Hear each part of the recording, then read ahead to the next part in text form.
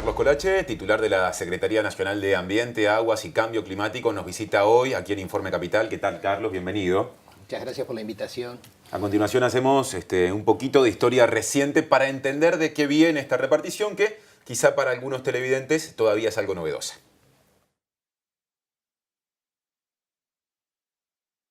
Sí lo hemos hecho.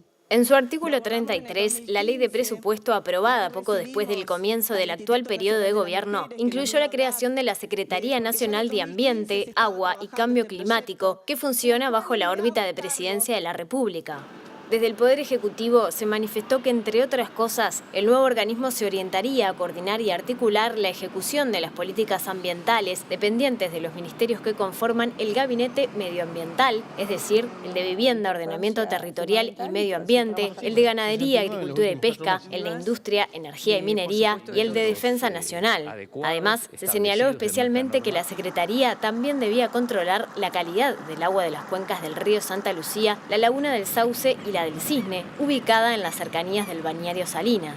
¿Qué conclusiones y acciones se destacan cuando el organismo dependiente de Presidencia va rumbo a los 3 años de actividad? ¿Cómo articula acciones con dependencias preexistentes asociadas a la misma temática, entre las que se cuenta la Dirección Nacional de Medio Ambiente? ¿Qué margen de acción tiene ante los efectos de disposiciones como la vigente ley de riego o emprendimientos de alto impacto, entre los que se destaca la eventual nueva planta de producción de pasta de celulosa de UPM?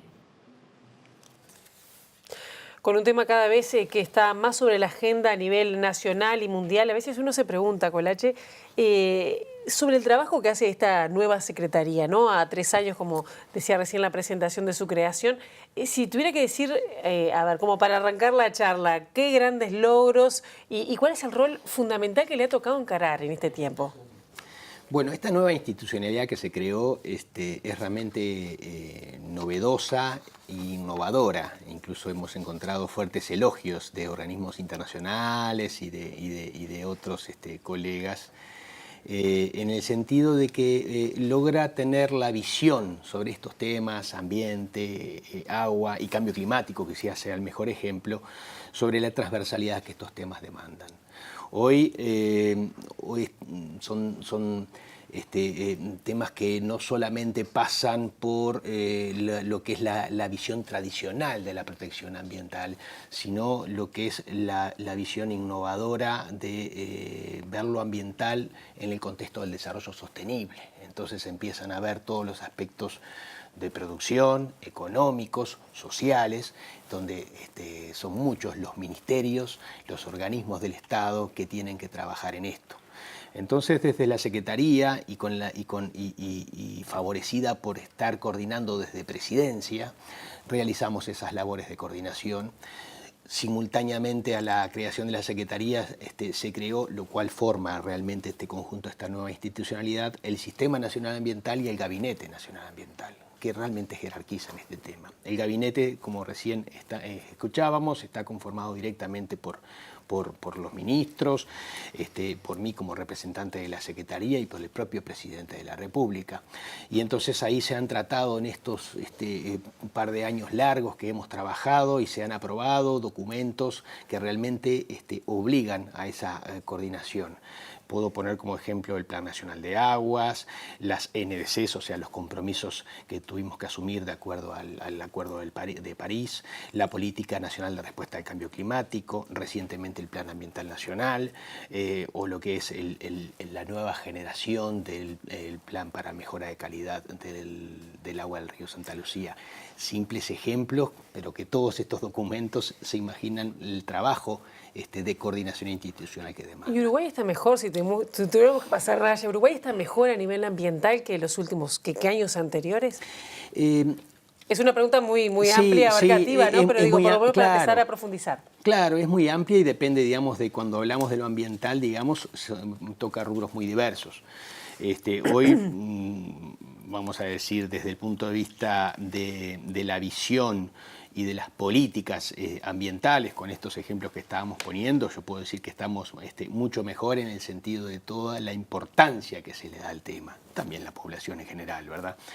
Tenemos ejemplos recientes como la ley de las bolsas plásticas o la ley que está a estudio de residuos sólidos, o sea, digamos, hay mucho pienso, mucho movimiento, mucha actividad en la gestión vinculada con estos temas. Hoy organismos como la DINAMA están constantemente, digamos, siendo noticia en sus actividades, en sus responsabilidades. Es una dirección nacional que hoy tiene un protagonismo muy importante, lo cual muestra eso.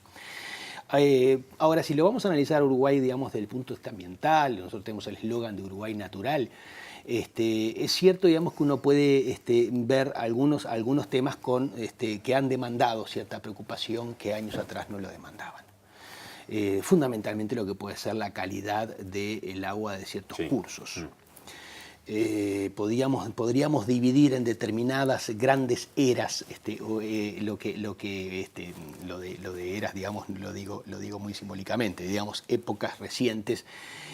Por ejemplo, hace 30 años parecía que para nosotros cualquier aspecto de nuestro entorno natural tenía recursos infinitos y no había nada que podríamos hacer que eso lo afectara. Con el agua en particular, en general, no existían preocupaciones que se discutieran públicamente. Exactamente. Y además realmente, digamos, no había hechos, digamos, que constataran una preocupación en ese sentido.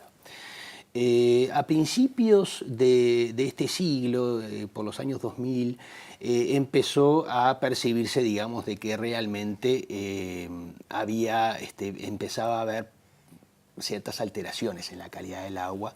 Y cuando decimos esto hay que mediarlo no con esas visiones agoreras de que, digamos, uno se tira al río Santa Lucía y prácticamente sale contaminado. No, uno se puede bañar tranquilamente en el río Santa Lucía, pero sí, y especialmente por lo que sea el aumento de la producción agropecuaria, sí, y también efectos que podemos ir al detalle vinculados con la variabilidad climática, han hecho de que tenemos mayor aportes de fósforo y nitrógeno a las aguas de este río y de otros cauces del Uruguay. Eso no afecta para baños, ya que usted ponía de ejemplo, pero ¿qué pasa con el consumo humano? Para ser más claro, el vaso de agua de la canilla, como dice la gente, que nos servimos hoy, ¿tiene diferencias con el que tomábamos hace 30 años? No, para nada, no. Y se puede tomar perfectamente, en eso no hay ningún problema y sería criminal realmente, digamos, si las autoridades detectaran algún problema con respecto a lo que es el agua potable y nos lo estuvieran diciendo los cuatro vientos. ¿Y esas sustancias entonces cómo inciden si en el vaso no se notan? Exactamente, esas sustancias lo que hacen es obligan a unos procesos de potabilización más exigentes y más onerosos. O se tiene que aplicar determinados procedimientos, especialmente frente a determinadas circunstancias. No es que tampoco el tema del fósforo y el nitrógeno per se sean un problema, sino que generan, por eso se le dicen nutrientes vulgarmente, sí, generan la posibilidad de que frente a determinadas condiciones, especialmente, digamos, de más temperatura, se generen floraciones algales. Sí. Y ahí sí aparece, digamos, esas algas, digamos, tienen algunos aspectos tóxicos que hay que tener cuidado. Cuando eso sucede, bueno, los procedimientos de potabilización se activan de tal forma de poder contrarrestar ese efecto. Básicamente es carbón activado el producto que se utiliza, pero eso, digamos, es muy caro y demanda, digamos, procesos y señales de atención especiales. ¿No es nocivo? No es nocivo el uso del carbón activado. No, para nada. Insisto, digamos, el agua, digamos, que se toma de la canilla, en eso seguimos siendo un país excepcionalmente bueno. Bien, hace unos días se culminó el proceso de un Plan Nacional de Ambiente o Ambiental consensuado en todo el gabinete ambiental. Es decir, ¿qué impacto va a tener esto para el Uruguay de los próximos años? ¿Qué grado de consensos, además, se lograron para crear y firmar este plan ambiental? Somos el primer país, por lo menos que yo hasta el momento sepa, de Latinoamérica que cuenta con un plan ambiental nacional. Yo el otro día en el gabinete les decía a los ministros, digamos, que es algo que yo orgulloso le cuento a mis nietos que he trabajado para la elaboración del Plan Ambiental Nacional junto a muchísima gente que lo ha hecho. El Plan Ambiental Nacional lo que hace es establecer grandes lineamientos acordados, consensuados, tiene muchísimas líneas de acción, muchísimas metas. Próximamente se está preparando un documento para darle amplia difusión en la forma más esquemática y sencilla a comprensión de la población, pero lo que hace es alinear todas estas líneas que estábamos hablando, toda esta transversalidad en objetivos comunes hacia el 2030 con metas concretas en temas ambientales, en todos los temas ambientales que ustedes quieran pensar e imaginar. Se toca todo. Y el plan en realidad se llama Plan Nacional Ambiental para el Desarrollo Sostenible. Es la visión ambiental sobre un concepto más abarcativo, que es el desarrollo sostenible, que es realmente, digamos, el norte en que nosotros trabajamos. Que es ese. ¿Y qué es lo que cambia de lo que hoy hace Uruguay a nivel de todas las actividades? Cualquier plan nacional... Si tuviera que destacar alguno, ¿no? Claro, cualquier plan nacional lo que logra es de que cualquier política que uno defina es una herramienta de planificación. Cualquier política que uno defina, digamos, en temas ambientales, tiene que cumplir con lo que está establecido en el plan. Y no que dependa de los avatares del momento, o de la autoridad del momento, o de el berretín, digamos, de una determinada cartera o una determinada dependencia, sino que tiene que trabajar bajo ese mismo lineamiento y esa misma meta, sobre un horizonte que en este caso está puesto en el 2030, incluso con algunas metas parciales, algunos alcances parciales, pero básicamente son metas puestas al 2030. Es como podríamos comparar con algunos planes que ya se han aprobado, o lo que pueden ser las metas que a través de la ONU también, digamos, se firman, como los ODS, ¿verdad? Digamos, metas que son realmente de acuerdos internacionales. Esto es ser Objetivo un plan nacional. ODS, Objetivo de Desarrollo Sostenible, ¿no? Exacto. De Naciones Unidas. Exactamente. ¿Alguna meta destaca en particular en términos ambientales? Yo no quisiera entrar, o sea, por supuesto que podríamos hablar largamente de eso, pero lo que pasa es que yo no quisiera anticiparme a los aspectos detallados del plan, porque estamos elaborando justamente un documento para tener un amplio plan de difusión, incluso con el conjunto de todos los ministros que conforman el Gabinete Nacional Ambiental, y una publicación que va a ser ampliamente difundida, no solo a los periodistas, sino va a ser abierta a la población, donde va a estar definiendo todo este detalle. Así que yo preferiría, digamos, dejarlo planteado como este esquema general y si se quiere...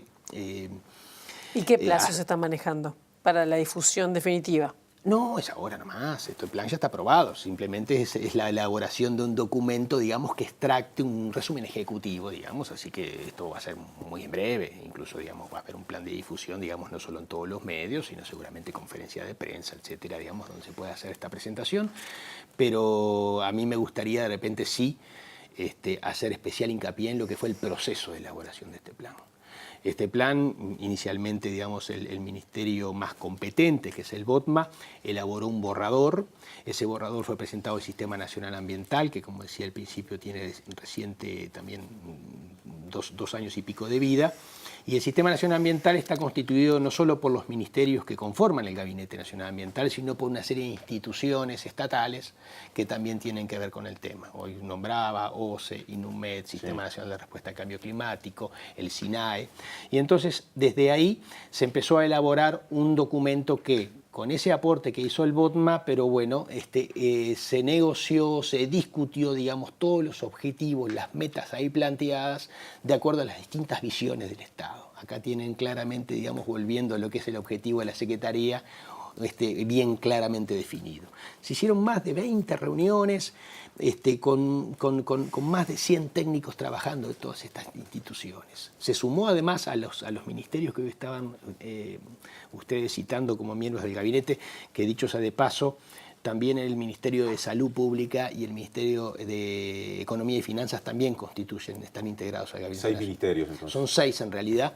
Y además se incluyó para este estudio específico del sistema del Plan Ambiental Nacional, se incorporó al Ministerio de Turismo y a la Oficina de Planeamiento y Presupuesto. ¿Y la sociedad civil qué lugar ocupó en los procesos? Está muy bien lo que me preguntás, porque recién en el mes de junio, o sea, entre febrero y junio, se terminó acordando un texto como de consenso del Poder Ejecutivo, nada más y nada menos, ¿no? Imagínense a veces, digamos, los conflictos que a priori pueden suceder para tener este acuerdo, entre visiones, digamos, y roles que tienen los distintos ministerios, a veces con visiones aparentemente más productivistas, otros con visiones más ambientalistas, y bueno, tratar de justamente consensuar en esa visión de desarrollo sostenible, que es el paradigma que nos guía a nosotros. A partir de junio se reunió el Gabinete Nacional Ambiental, aprobó ese texto y fue sometido entonces a un inicio de un proceso de participación pública muy hábil. En cada departamento hubo instancias. Se organizaron, el BOTMA junto con la UDELAR organizaron lo que se llamaron diálogos territoriales que se hicieron en las 19 departamentos. Paralelamente se presentó el documento por vía web, donde también se recibieron los aportes. En cada uno de esos diálogos territoriales hubo aportes e intercambios. De ahí se generó entonces una nueva versión con esos aportes y luego entró una etapa final con un organismo que es la COTAMA, la Comisión Asesora de Medio Ambiente del Ministerio, que es una comisión que ya está establecida desde hace muchos años y que es el organismo participativo, donde además también se integraron delegados de cada uno de esos diálogos territoriales, más todas las ONGs y distintos grupos, también organismos públicos que intervienen, y se hizo un proceso, digamos, a través de talleres, viendo las distintas dimensiones del plan, durante un mes y pico final.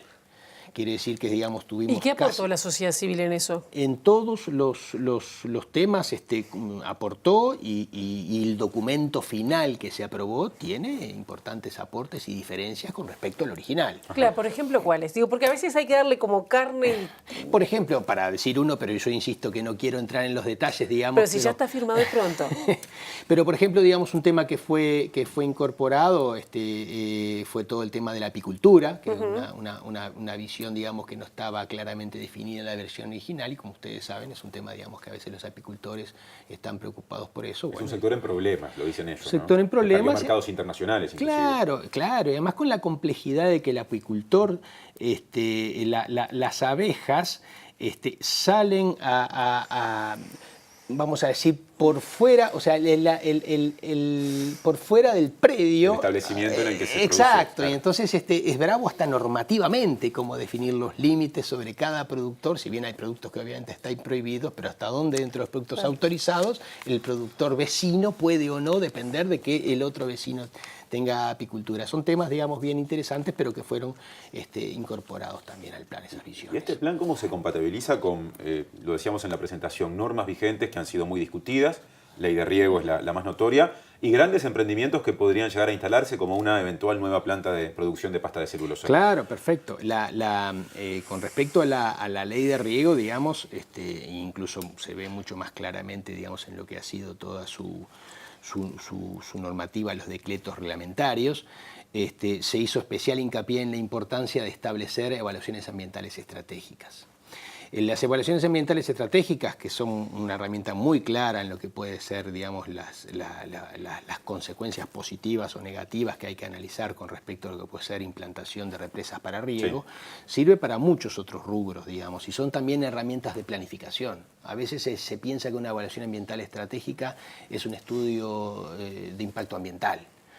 Un estudio de impacto ambiental lo que analiza es las consecuencias ambientales que tiene determinado proyecto y bueno, y cómo compensarlas o mitigarlas para en definitiva ver si ese proyecto se puede instalar o no. Sin embargo, una evaluación ambiental estratégica tiene una visión mucho más amplia y como instrumento de planificación, no estudia un proyecto, sino que estudia cómo determinado sector en determinados escenarios puede evolucionar. En este caso, por ejemplo, podríamos pensar sobre una evaluación ambiental estratégica de riego en una cuenca. Y entonces decir, bueno, ¿qué pasa si autorizo una represa? ¿Pero tengo que analizar eso? ¿O tengo que analizar a ver quién llega primero a pedir la autorización? ¿O tengo que analizar cuántas represas en esa cuenca, de acuerdo a la producción que yo quiero que se desarrolle en esa cuenca, puede haber? Puede haber una represa, 2 o 3, o conviene que no haya ninguna. Eso es lo que se va a hacer, esta segunda posibilidad. Exactamente, eso es la evaluación ambiental estratégica y es, por ejemplo, donde el Plan Ambiental Nacional apunta, ¿verdad?, ese tipo de objetivos, realizar evaluaciones ambientales estratégicas que permitan decisiones de planificación a largo plazo y no que estemos corriendo detrás después cuando aparece un proyecto, una solicitud, un proyecto, sea público o privado, sino que estudiar a priori las condiciones que ese tipo de proyectos tienen que tener para que el desarrollo sea el que queremos realmente planificar. ¿Entienden la diferencia? Es como tener una visión más amplia y a mediano y largo plazo. Y que no solo es lo estrictamente ambiental, sino también lo productivo, lo social y lo cultural. Bien, yo me quiero referir a la última parte del nombre de la Secretaría, ¿no? En la parte de cambio climático. Cuando, ¿qué incidencia se puede tener cuando los grandes líderes, ¿no? Los grandes países principales consumidores no están adhiriendo o relativizan la firma? En el caso de Estados Unidos, en el caso de China, para trabajar a favor de mitigar, por lo menos de tomar medidas para mitigar el cambio climático. Sí, las negociaciones en el seno de la ONU con respecto al tema cambio climático son extremadamente complejas. Extremadamente complejas por lo complejo en sí que es el tema, extremadamente complejas porque lo que se está discutiendo ahí realmente es un modelo de desarrollo, o sea, la humanidad optó por un modelo de desarrollo que hoy hemos constatado que no es sustentable. Entonces tenemos que cambiarlo y no es fácil cambiar un modelo de desarrollo con tantos intereses económicos en un sentido y en otro.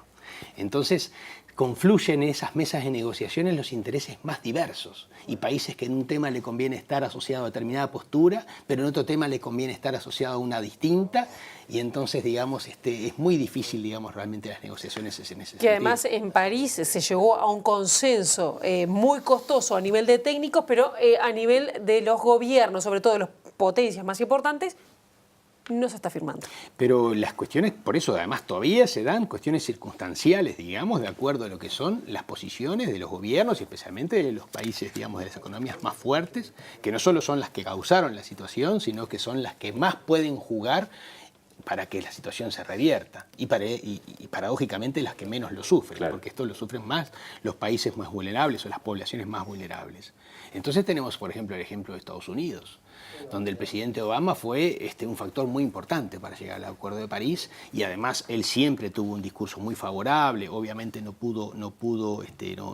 generó todas las políticas, digamos, que originalmente él pretendía o que había prometido realizar, especialmente en la reducción de consumo de petróleo, pero sí fue un factor que ayudó mucho a lograr los acuerdos de París.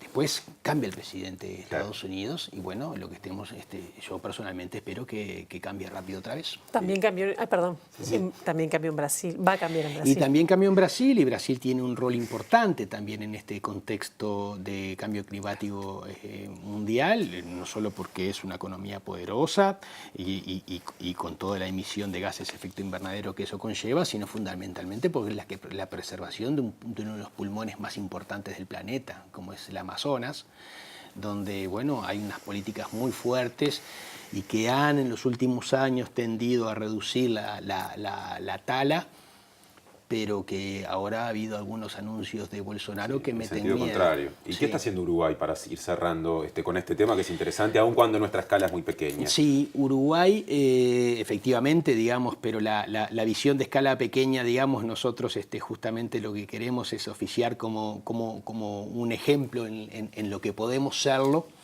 independiente, digamos, de que prácticamente no movemos la aguja en el contexto mundial. Quizá el mejor ejemplo y por el cual somos ampliamente reconocidos es por el cambio de nuestra matriz energética, donde hoy somos un país que la generación eléctrica, digamos, está en un 90% de energías renovables, cuando determinados actores distraídos que no conocen sobre el tema se piensan que estamos equivocados. Dice, ¿cómo 90? Dice, no, será 9. Hay un factor, dice, no, 90. Y realmente, digamos, cuesta creer que haya un país que tenga un 90% de generación de energía por fuentes renovables. Pero además hemos logrado unos acuerdos. Hoy se los nombré rápidamente, digamos, en nuestros compromisos internacionales, de acuerdo al Acuerdo de París en lo que es las medidas que presentó Uruguay de aquí al 2030, llamadas NDCs, que son los compromisos que asume cada país. donde hemos mostrado que Uruguay, digamos, ha aumentado su producción y ha reducido desde el año 90 a la fecha la emisión de gases de efecto invernadero. ¿El transporte es un debe? El transporte en buena parte es un debe. Yo creo que de todas formas hay capítulos referidos a esto y hay ya esfuerzos muy concretos con respecto a lo que es tratar de ir incorporando la flota eléctrica y políticas. La Intendencia está haciendo muchas políticas en ese sentido, digamos, de tratar de evitar el abuso del transporte individual, que obviamente, digamos, tiende a una mayor emisión de gases. Recientemente se está tramitando para un crédito para las empresas privadas de transporte, pero que lo está tramitando desde el Estado, desde el Sistema Nacional de Respuesta, desde lo que es los organismos de respuesta al cambio climático, al Fondo Verde creado en el Acuerdo de París, para que estas empresas obtengan un crédito muy blando para la adquisición de flota eléctrica. Colache, nos quedan muchos puntos para abordar, pero se nos acabó el tiempo. Gracias por haber venido. No, muchas gracias a ustedes. Gracias.